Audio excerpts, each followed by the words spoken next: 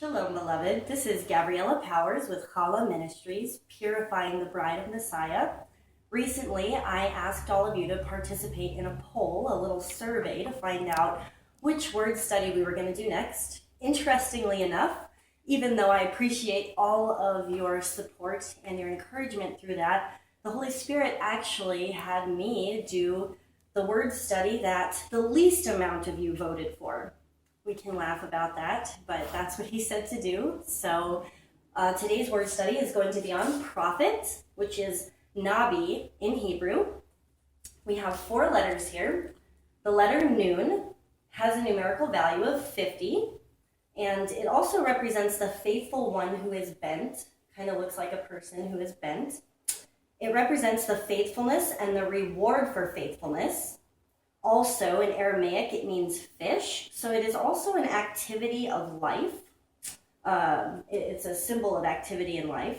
It represents freedom and fullness of life, and it is the 14th letter in the alphabet, which equals David. So Nun can also represent Messiah Yeshua, who came from the line of David.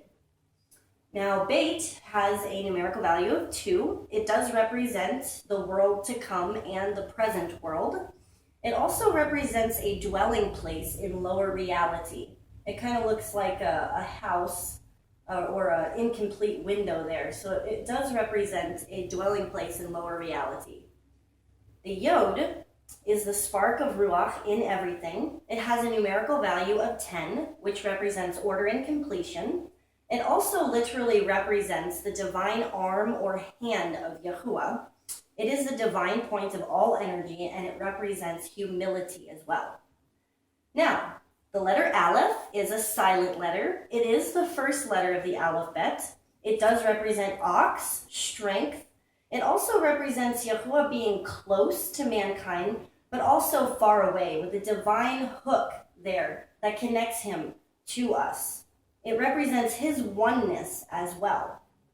So, from these letters, we can see what it truly means to be a prophet of Yahuwah and the true duties of a Nabi.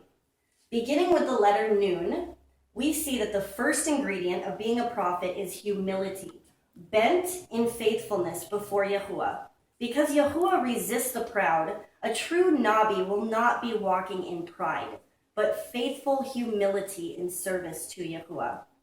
Also, from the letter Nun, we can see that a true Nabi has a deep relationship with Yeshua.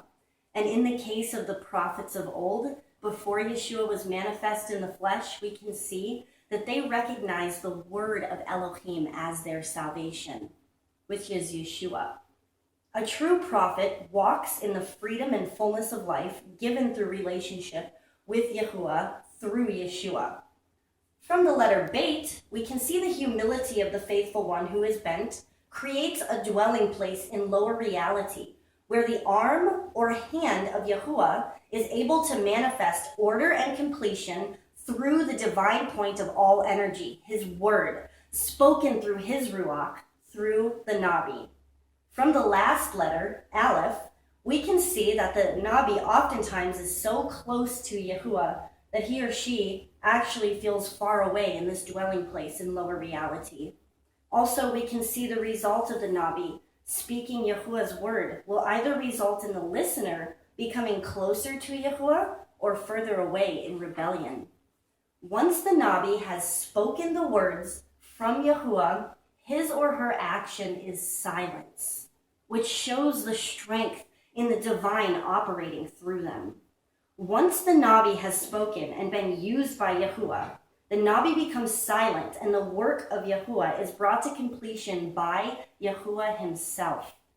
To be called a Nabi, one begins with humility and ends with Yahuwah, the divine, manifesting himself and his works. It is the Nabi's duty to remain humbled and speak of Ruach. It is Yahuwah's duty to complete that which was given to the Nabi by his Ruach to speak. This is how you can test the fruits of a true prophet of Yahuwah. Does his or her character shine in humility? And at the end, does the word he or she speaks on behalf of Yahuwah manifest in reality? If not, then the prophet is false.